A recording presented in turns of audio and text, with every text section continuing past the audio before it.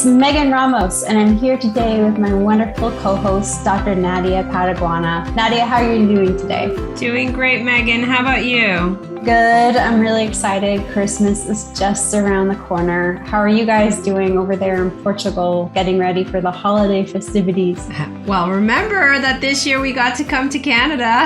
Oh, that's right. I'm not in Canada this year. So That's right. We just keep missing each other. I was just there briefly the other month, but this is my first Christmas in quite some time not being home in Toronto. Well, you're going to have a cold one this year, but hopefully a wonderful one with your family. Yay! I love Christmas in Canada. That's awesome. Well, in today's episode, we're going to answer your questions. And today, we were lucky to get questions in that are some of the most commonly asked questions around this particular time of the year. So we're going to jump right into it with question number 1. So Nadia, I'm going to throw this one over to you. Question is it true that you shouldn't eat sugar and fat at the same time? Is it bad for you? Okay, so like everything in life, right? There's always two sides to the coin. I'm going to, if you don't mind, Megan, I'm going to answer part of it and then I'm going to throw the other part at you just so people can hear both sides, all right? So I think why this question tends to be confusing to some people is because I often hear within our program that we talk about the insulin response to sugar and to more processed foods and how it's always a good idea to eat a bit more fat and a little bit of fiber and a little bit of vinegar to mitigate that insulin response. So I think that that's where the confusion comes from. Don't you think, Megan? I think because like when I share my food pyramid with people, at the base of the food pyramid, I've got the foods that are a little bit higher in fat and I've got a bit of fiber. And I know you and Angel, I think it was Angel a while back, did a fun video where he put vinegar on French fries and then tested, was it his ketones or blood sugars? I don't remember. Blood sugar levels. Right. So I think people hear, that fat, if you eat it with carbs, that it mitigates the insulin response, meaning you won't have such a high insulin spike. And so that's why people might think, well, are you supposed to eat fat with sugar? And so that's my take on it. But I know it's not great to do this all the time. What do you think, Megan? It isn't great to do it all the time. So one of the reasons why this comes up so much over the holidays is because people are planning on indulging a bit, but they want to minimize the impact that the holiday foods or the festive foods, quote unquote, have on their insulin levels. Dr. Jason Fung's talked in his book, The Obesity Code, about those protective factors. Us at the fasting method, in our community, with our coaching clients, we talk about these protective factors, fat, fiber, and vinegar. But the fat concept can be really, really confusing, as you're saying. So just imagine a sort of traditional breakfast plate where it's like half home fries and like half bacon, right? When you're eating up so many home fries, that's a ton of starch. So your blood sugar is just going to go through the roof. You're going to have a huge, huge insulin surge. And that insulin, it grabs onto that fat and it just sucks it into your fat cells. So when you're eating just like a lot of glucose and you're going to have this big insulin surge, eating it with fat can not be the most beneficial thing. But if you're having a little bit of sugar, a little bit of something starchy, then adding quite a lot of fat to it can be protective. So it's one of those things where it's not necessarily this black or white rule when it comes to fat being a protective factor. If there's just so much carbs being consumed, a lot of that fat is going to end up being trapped in your fat cells. But if you're just having like a little bit, like a couple little tiny potatoes and you want to put butter on them, then that can actually be protective at preventing such rapid digestion of those potatoes, blunting the glucose response and insulin response. So the fat ones kind of can be really tricky for people to navigate. So during the holiday time of year, I say, hey, if you are uncertain on how to navigate the fat protective factor, that's okay, because that's just one of 3. So there's also vinegar and there's fiber. So if you're more comfortable with those, then use those. So You're just mentioning my husband sort of showing the before and after consequences of having quote unquote naked potatoes versus potatoes that were dressed in vinegar. And the glucose response is substantially less if you cover them in vinegar. So the vinegar is not going to get stuffed into fat cells or anything like that. So if you're at your holiday feast and you're really not quite sure how to minimize it, you're scared to take that fat because you're not sure if you're taking a lot of carb or a lot of starch or sugar, then use the vinegar or just use the fiber. If you're someone who does eat fiber in your diet, use that to make sure you're getting in plenty of leafy greens and non-starchy vegetables. Now, with the vinegar, there's different ways you can consume it. And one of the reasons why I love vinegar as a protective factor is because everybody has vinegar. And when we say vinegar is a protective factor, we mean all of the vinegars: red wine vinegar, apple cider vinegar, malt vinegar, white vinegar, balsamic vinegar, you name it. If it's vinegar, it's a protective factor. So wherever we go, someone has a bottle of vinegar. Come to our house, we've got like 10 different types of vinegar. So you can always ask someone. It's an easy condiment. It is not a weird condiment to ask for either if you're at your sister-in-law's or your mother's house. It's not strange to ask for some balsamic vinegar. And you can put that on anything that's appropriate. You can put it on your starch, or you can even put it on your fibrous vegetables. Heck, you can even sort of drizzle it on top of meat to give it added flavor. I love putting balsamic vinegar on my Brussels sprouts. I think that's a fantastic way of doing it. Or sometimes people add apple cider vinegar to a glass of water and just do sort of a shot of that before a holiday meal. I've worked with individuals who will just bring a little bottle of it with them and then just add it into their water inconspicuously before their holiday meal. So that's a really good one.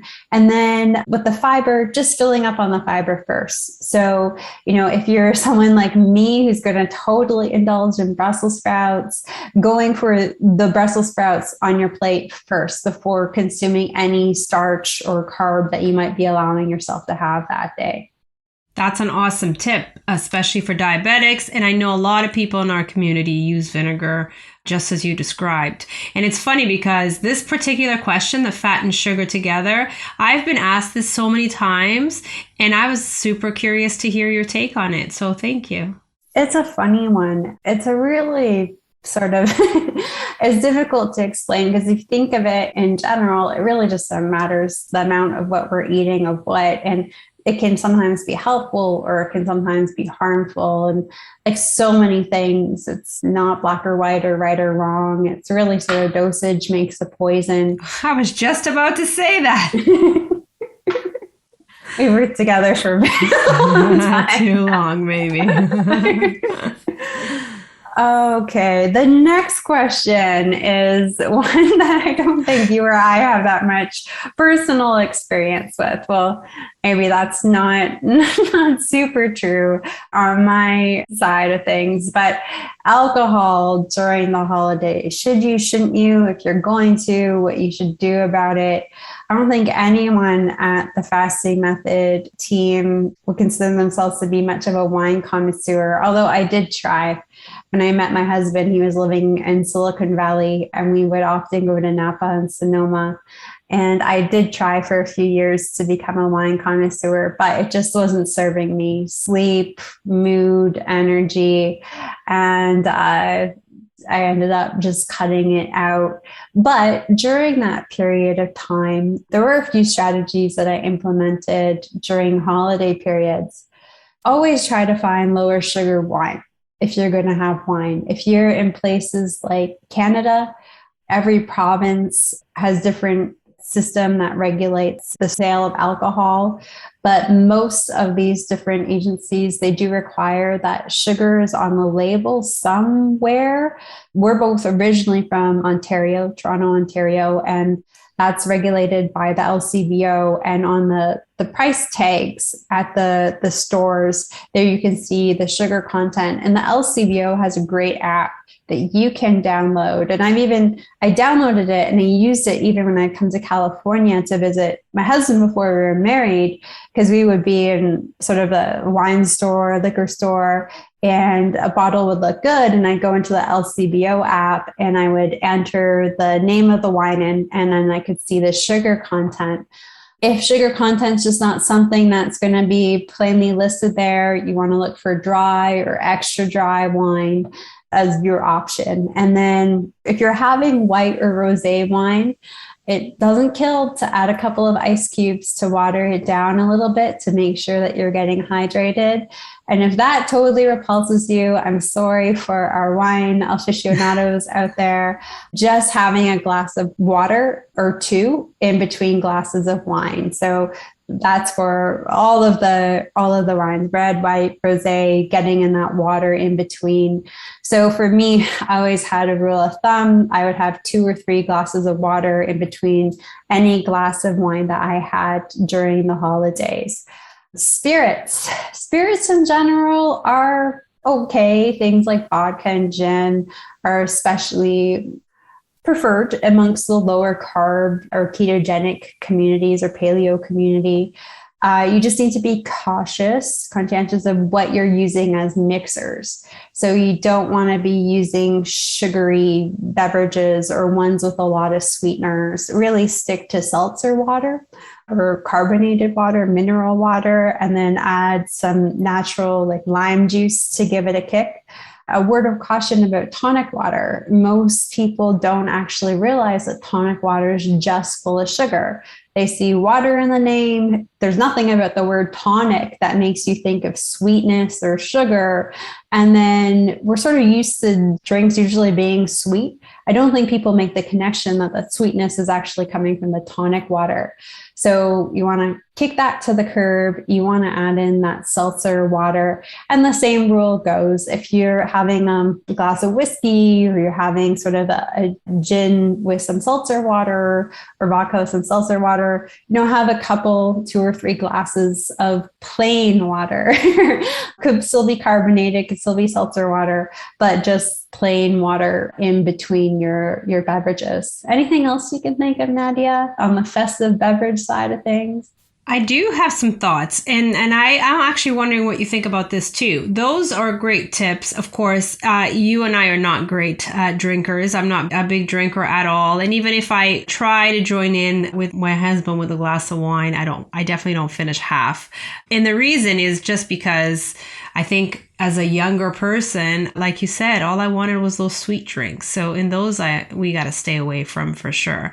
So the water tip is huge because, of course, alcohol on top of it all is a diuretic. So you want to replace that water, and you really will need that, especially if you're doing what we're doing, right? Or intermittent fasting and lower carb diet. You want to make sure you're well hydrated at all times. But my only tip that I think I want to add in, because I think you've said it all, is that I really counsel my clients and our community to have those drinks, and this should be common sense, but have those drinks within your TRE windows, within, close to your meal time for a number of reasons, right?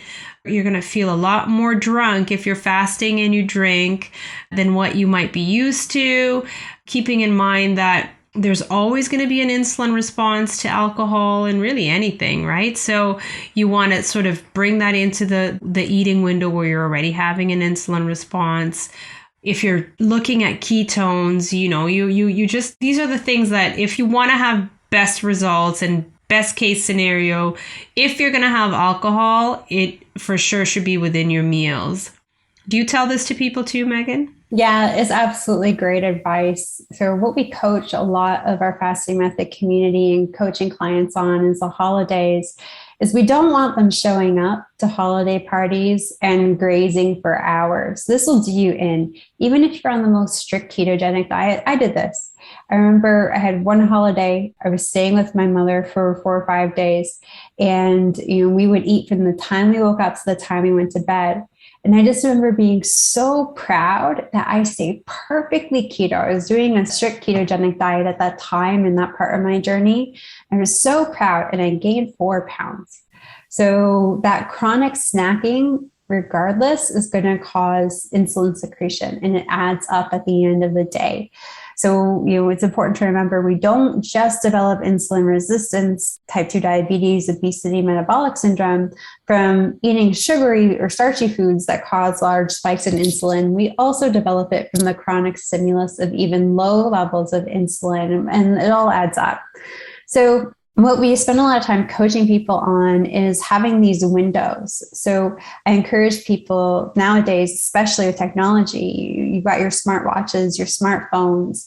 When you show up at a holiday party, set a timer for 90 minutes and enjoy the meat, the cheese, the vegetables, whatever you're going to enjoy. But you cap it at 90 minutes. So you're not there trying to awkwardly fast. You're not there trying to resist all of the food that's screaming at you. You're not having these weird, awkward interactions with your friends and family because they're uncomfortable because you're not eating. And it's not necessarily that I think we should put a lot of weight on that, but it gives you time to eat safely, responsibly, and socially. So we encourage people, have this 90-minute window where you enjoy appetizers and hors d'oeuvres. And if you're going to have a festive beverage, have it in that 90 minutes. And then when you get the quiet beep on your phone or the buzz on your watch, then you stop, and then you wait until the holiday meal. So you get to have a bit of everything, but in a controlled manner. And then you can have your next festive beverage with your holiday meal, and then just drinking water in between. That's exactly it. And a word of caution, eat the food first and then start with the beverage, not the beverage first and then the food. And electrolytes. I do know that the Keto Chow fasting drops, this is not an ad at all, but that has saved some of our community members from feeling really yucky the next morning after some very holly jolly parties. Actually, that's a great point, is the fact that you're going to have sort of that hangover feeling is a lot worse, of course, if you're not properly hydrated and if you've had unfortunately too much alcohol without enough water, like Megan talked about, and also the drinking without eating. It's all really connected. But in most cultures, right, all over the world, especially the heavy wine drinking cultures, they only drink wine with their meals, and there's usually a glass of water right next to it. So we should just follow what these people do. Thanks, Nadia. All right, the next one. I know you're feeling a little under the weather today. And I'm certain people are going to ask you in your health consultations today, in your community groups, are you fasting? And this is a very common question at this time of the year, fasting and immunity. Should you fast if you're feeling sick this holiday season? The funny thing is I am fasting, Megan. And we usually tell people that, if you're on vacation, don't fast. If it's a holiday, don't fast. And if you're feeling sick, don't fast. But really, I think it depends, right? I'm fasting because today is my fasting day. And actually, when you fast, it lowers your inflammation, right? Your inflammatory markers go down. And so I've got a bit of a cold, probably some allergies or whatever it is. Who knows? But inflammation is up when you've got a flu or a cold or whatever. And so fasting, and I know this from experience, actually lowers inflammation and it actually helps you heal a little bit quicker. But I would not think that somebody new to fasting or trying to enforce fasting when you're not feeling well, or if you're fasting and for whatever reason, it doesn't matter what it is, you don't feel well, then you break your fast. That's not the case with me. I feel just fine. I just have a little bit of a cold. And if I found it more challenging, and sometimes that happens even to me, if I'm under the weather, the fast feels a lot harder because these counter-regulatory hormones go up, right? When you're a little bit more stressed physically or emotionally, and then fasting just seems very difficult. You become very, very agitated. And so if I became dehydrated, I've got tons of water and teas and my salt next to me. If I became dehydrated, I wouldn't feel great, and then I would have to break the fast, but that hasn't happened. And so it's Thursday, and I fast on Thursdays. It's funny hearing this question. I just, when I was back I had to go to Montreal, and then I traveled to Toronto, and I got food poisoning in Toronto. And I couldn't physically eat if I wanted to for about 4 or 5 days. But it was important, at the time, because I was losing so much fluid, it was important to stay hydrated. So I definitely sourced out some broth and really got in some salt and felt well. But it's the same thing. Usually so many people just don't feel like eating when they're sick. And we should never really force eating. Every now and then, someone that I work with, one of our community members, or even myself, when feeling a little under the weather, gets a really bizarre craving. A few years ago, I had a cold. I traveled so much. I had been on like 8 airplanes in like the course of 1 week.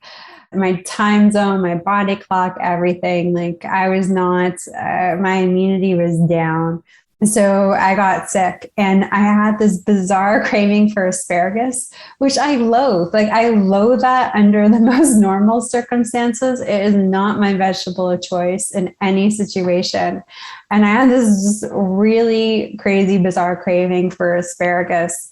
And, when you sort of look at the nutrient profile of asparagus, it is higher in some things that I don't necessarily get a lot of in my diet. And I was like, this is really interesting. My body is clearly trying to source specific nutrients. And so every now and then we'll be checking with the coaching client or community member, and they're, feeling a little under the weather, but they're having something like a bizarre craving for cabbage or something like truly not quote unquote comfort food.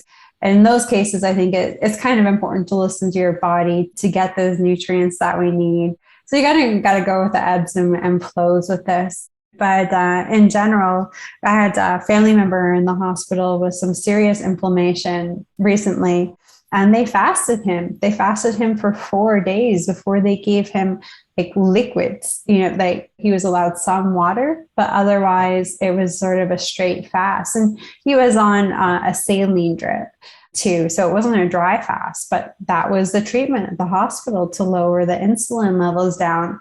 Or anyone who's had a bout of diverticulitis, like they fast you, like that is treatment. You go to the hospital, they fast you for several days. So it's very common practice, even in standard medicine. They just don't call it fasting. And this family member, he's actually involved in the fasting community in general. And he said to the doctor something about he was doing a fast. And I'm like, no, you're not doing a fast. We're bringing down your inflammation. He was just like, okay, sure. Yeah. Well, that's exactly it. You just mentioned diverticulitis, right? It's a chronic inflammatory concern, and it can have an acute bout of it. And that's exactly it. That's exactly what people do. And so people that have diverticulitis know that if you fast, it brings down the inflammation. Again, we're not saying, continue fasting if you don't feel well. That's a totally different thing. Like I'm fully functional. I feel just great. I'm well hydrated.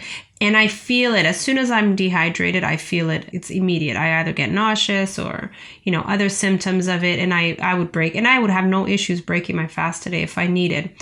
So today people were asking me, well, but how are you doing? But you have don't you need cough drops, and don't you need honey in your tea and all of these other things? And that's a whole other conversation, because, as we're doing that, you're just raising your insulin throughout the day, because these things have either sugars or sweeteners, and honey. I wouldn't be completely against putting a little bit of honey here and there within a meal in a TRE window, but I don't want to be sipping on honey all day long. Really, this is just my own experience, because that's just going to raise my insulin. And what that does, of course, if you're diabetic, you would see that right away. And what that does is it just increases your inflammation, as we said, and it's going to make your healing take a little bit longer. So I'll tell you what I do. It's quite simple, actually. I gargle with warm water and salt. That really helps. And I've got a saline nose spray, or yesterday in my group we talked about the neti pots. I mean, there's really great ways to just cleanse this out. I drink a ton of water and tea, like I said, just to keep my throat from getting dry and from coughing up a storm. But I'm actually doing fine. And it's probably because of the fast. It's actually made it a little bit easier. But again, anytime you don't feel well and you need to break your fast, break your fast. Yeah. One thing that I will do if I feel like I'm getting sick is I'll get some zinc lozenges from Life Extensions. Now, again, everyone listening, this is not an ad, but most zinc lozenges have tons and tons of sugar in them. Recently, my husband went to grab a bottle at Sprouts here in California, and I forget what brand it was, but there's like 8 different types of sugar. It was ridiculous, and we had to get rid of them.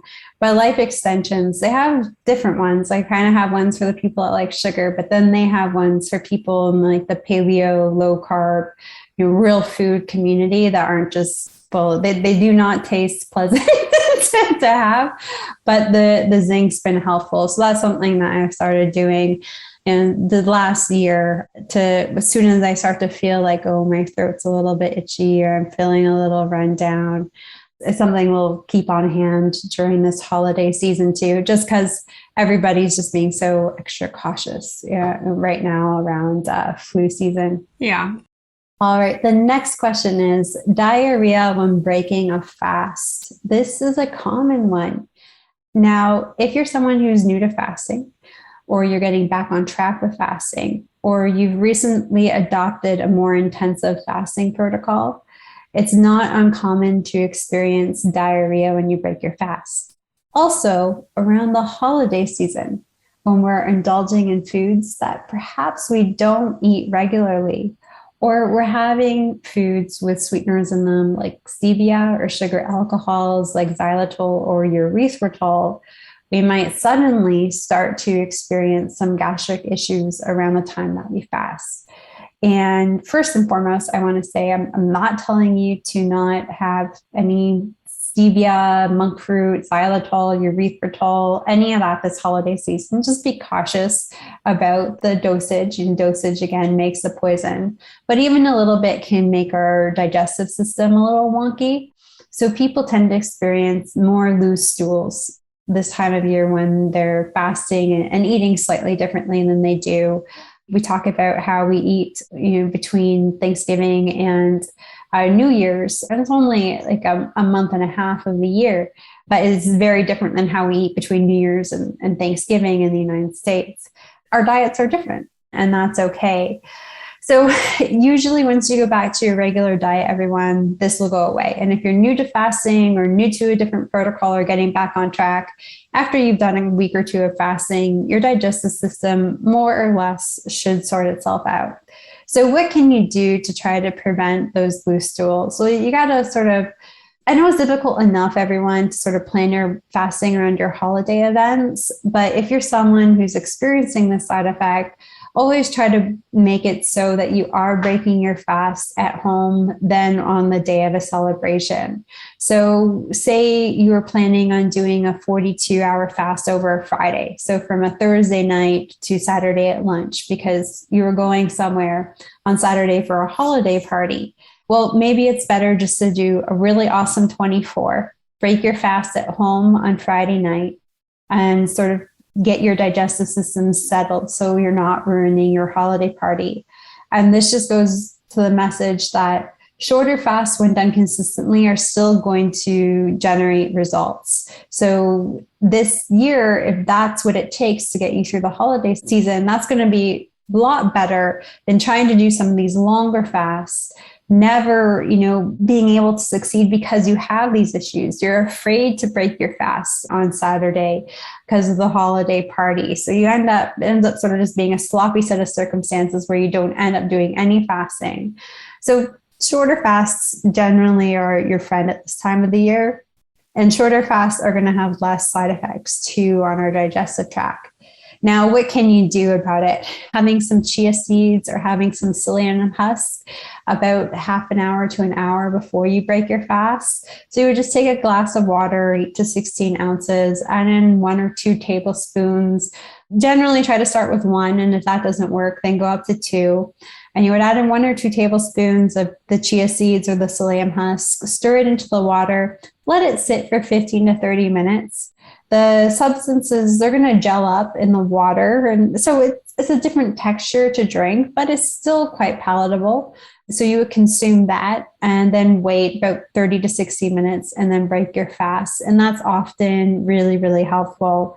Sometimes people struggle after the holiday season because their diet was so different and perhaps a little bit sugar fueled, and they're struggling with gastric distress in the new year. And so really try to be consistent with your diet. But this is a time where some probiotics might help in addition to that fiber. So taking a good quality probiotic on a consistent basis can help rebalance your gut microbiome. Some people have found having like a real full fat yogurt, and if you're not a big fan of dairy, goat milk, sheep, water buffalo, they're all, they tend to cause less inflammation than cow dairy amongst many individuals. Or there's even like coconut kefir that you can have. That's a dairy alternative. So some people will break their fast with that just to get in some live cultures, and then they'll add in some chia seeds to the yogurt or the kefir to give it a little bit more fiber. And that seems to help balance people's gut microbiomes. Every now and then, holiday season kind of triggers a bit of an inflammatory autoimmune response. So individuals with Hashimoto's thyroiditis, then they tend to have a mild flare-up. Generally, people who have a flare-up, they can have issues breaking their fast with diarrhea, because a flare-up can cause the digestive tract to be overactive or underactive and flip-flop back and forth. So sometimes during a flare-up, we see that there's this overactive digestive tract and there's a lot of loose stools around fasting. So it would be better to do less fasting, focus on food quality, focus on getting the thyroid out of that flare-up and back into sort of your maintenance plan. And then certain integrative or functional doctors, naturopath doctors, they'll work on certain supplements like selenium that might be able to help out with that too. So those are a lot of talk about what to do about poop. That's a lot of stuff. It's hard to add to that. I think that this is very common. I would say half the people in our community have experienced this at least. You've got the one half that complains of constipation, the other half that complains about diarrhea whenever they change their diet. And I definitely experienced loose stools for sure when I started fasting, like you said at the beginning. And then it seems to fix itself. But I used chia seeds, like you mentioned. I used to break my fast half hour before my meal with chia seeds and water. One thing that I learned, because a lot of people in our community, most of us, take some form of magnesium supplement, is if you're somebody who's prone to loose stools, be very careful which magnesium you're taking. Make sure you stay away from magnesium citrate, which can, of course, make this a whole lot worse. So that's the one thing I usually check in with my clients when they complain of loose stools when breaking a fast, is making sure that they're taking a different form of magnesium that's not magnesium citrate, because that will often cause loose stools in some. The other thing that I think you mentioned, but I notice, is that like if you've had a meal that's very high in carb, you have a high insulin response, so you retain a lot, so you feel constipated. And then when you fast, that drop in insulin ends up causing that release, so you might get loose stools from that reaction as well. So just keep an eye out. Again, break a fast at home if this is, as Megan said. But I can't think of anything else to add. Yeah, the more consistent you are with your diet, the less likely this is going to be a problem in the holiday season. But with dietary inconsistencies, there's a whole handful of reasons why this might be a problem. So for our habitual fasters out there, you're not suddenly broken. It's probably just due to a change in diet, and it will iron itself out in the new year. And hopefully some of these strategies we've shared will help you just mitigate hopefully it's just a minor disturbance this holiday season. You know, Megan, as a younger person, I think I mentioned this before. I struggled with IBS a lot, and I think my IBS had a lot to do with this. It was the insulin going up and then going down. And so I had the constipation, the diarrhea all the time, and the inflammation, right? All of that. I think it was just insulin resistance in the making, because now all of a sudden, my IBS seems to be gone. So a lot of this is related to what we're talking about today. All right, now this one, whew, this last question, I always seem that the heavy ones for the end. Does fasting cause binge eating? And I know that so many people out there are terrified to fast during the holidays because there's so many baked goods and sugar around that if they try to fast, they're just going to binge eat on treats. So what is your experience with this? I'm happy to answer this question because I think it's a very common question. I think I myself have experienced something similar and thought that fasting caused binging. I mean, there are people who obviously have binging concerns, and I'm glad that Terry addressed this in her masterclass for sure. And she talked a little bit about sort of differentiating between food addictions and just abusing food and binge eating and all of these. It made it actually more clear for me. But I'll tell you what my experience has been with my clients.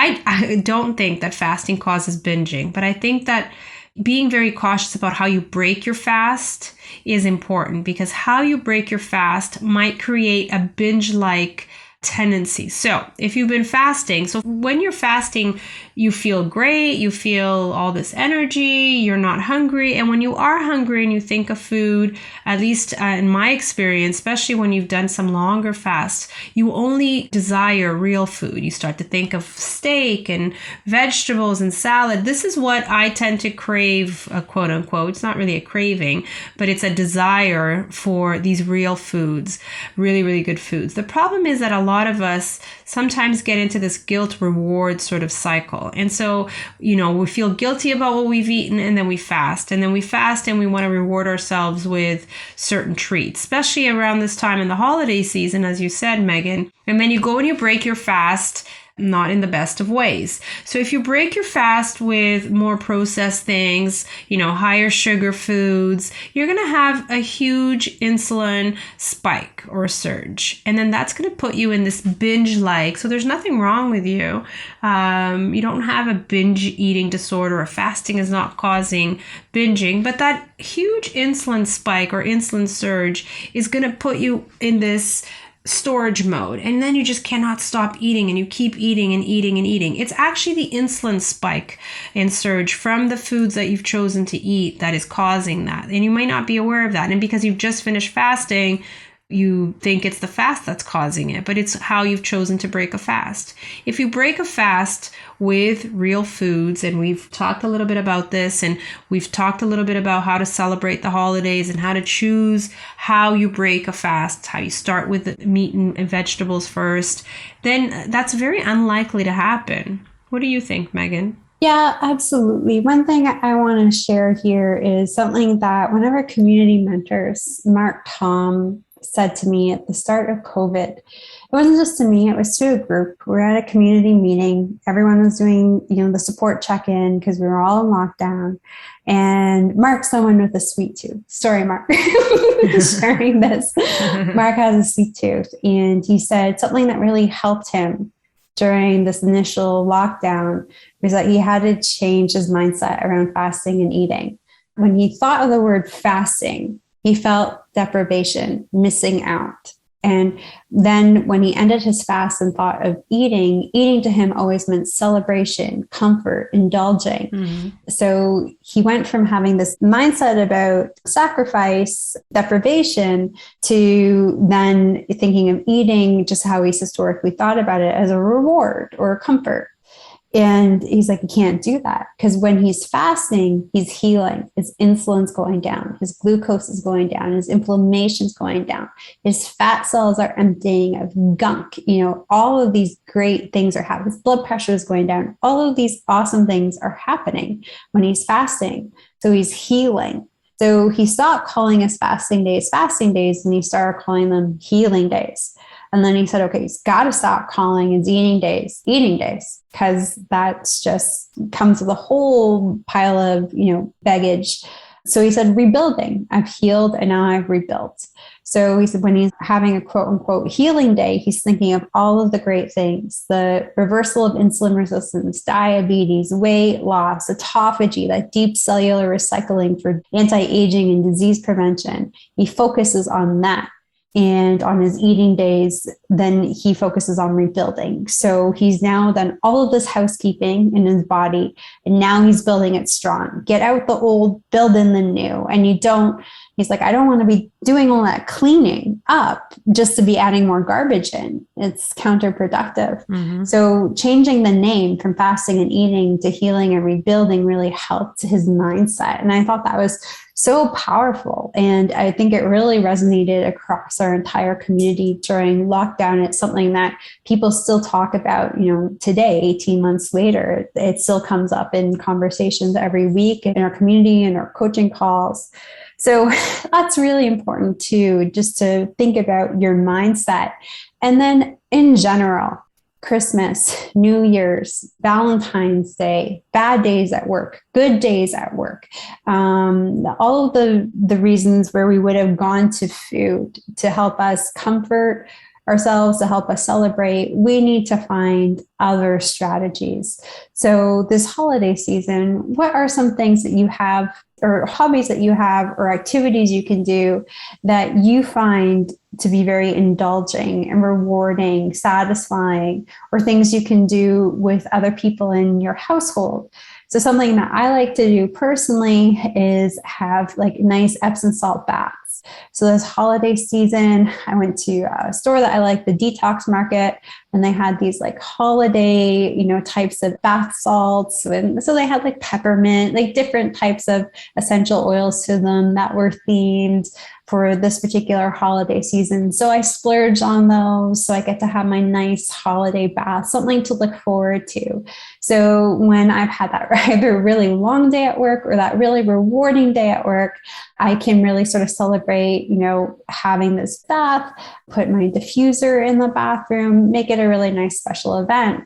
And then something with my husband too that we do, we've gotten into sort of the Lego as a bit of a tradition. So I bought a Lego kit, like a gingerbread house and the Home Alone house. And that's just something fun for us to do. And I actually find it to be huge for stress reduction. It's kind of like meditation almost. And you can go and just, build a wall or build something, and it's rewarding. Or something we did back in Toronto when I was with my family is we would have a holiday game night. So instead of coming together and baking as a family, games and puzzles. So there's these different types of activities that you can do that you can comfort yourself with or celebrate with or seek that community enjoyment. And these things are not going to be obvious to you in the moment. When you're hungry, when you're upset, when you've already decided you're going to celebrate something, your habit is to go for food. So in advance, when you are feeling good, you got to put pen to paper. You've got to start thinking about what can you do that's going to give you this joy by yourself and with the other people who you would commonly sort of seek out food with, but how can you seek out other activities with them? And that's one way to really enjoy the holiday season. For a while, I didn't like it because, I was sticking out a baking time with my family. I didn't know what to do with my husband around the holidays. I felt like I couldn't nurture myself in any way during the holiday stress. So I just stopped liking them. But then I said, okay, there's tons of things that I can do that don't revolve around food. And once you start getting into some of these other activities, they become habits.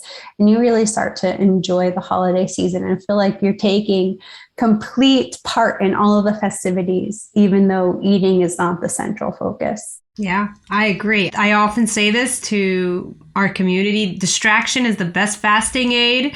Every time people ask me about fasting aids, distraction. And then what you said, you guys do Lego and whatnot. I like knitting, crochet, painting.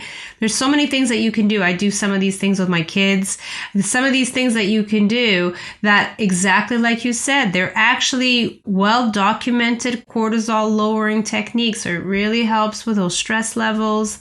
it's so much more comforting, even though we don't realize it, because we, like Terry says, right, our mindset has been that food is comfort, but there's so many other things that are so much more comforting, but we have to actually do them to realize, right? We're just used to going for that food. I love Terry's recommendation to just put your hand on the corner of a table just before, if you're mindlessly going for food, just pausing and thinking about it. Like, do I really need that, whatever it is? And really the knitting and the crochet or the Lego or whatever it is that you could be doing, it would be so much more comforting and so much more, lower your stress levels and distracting and fun. It's so much more fun. But I do want to remind you guys that, because we very often do blame fasting for this feeling of binging, especially if we fasted a little longer or if we're new to fasting, how you break your fast is going to ultimately determine how you eat and how you feel like eating and what you feel like eating for the rest of the week, really, for the next few days, not just for that moment. So, be mindful of how you break your fast. When you're fasting, if you're in hunting mode, you're, as I said, craving all the right foods. So, prepare accordingly and break your fast. You will love eating real foods after a fast. All those foods will taste so much better after a fast. So prepare and eat well, because even if you are at a holiday party and you end up choosing to eat a treat or something at the end, if you break your fast appropriately, your reaction to foods afterwards will be so much more positive and you'll have much less of this binging sort of sensation. Thanks, Nadia. And thank you to everyone listening today. This is our last episode until January 4th, 2022. So we want to wish everyone a really happy and safe holiday season. Happy New Year, everyone. And we will be back in January with all new episodes. Our first episode is going to be getting on track for the new year for success. So Nadia and I are going to share all of our tips. The week after that, we'll be answering your Q&As. So if you've got questions, please email them to podcasts@thefastingmethod.com. And the week after that, on January 18th, our very own Dr. Jason Fung is going to be joining us. So lots of good stuff coming up in the new year. We look forward to seeing you then. If you like this podcast, make sure to like it and subscribe to it so you'll get notifications when we are back on the air in the new year. Bye, everybody. Bye, guys. Happy holidays. See you in the new year.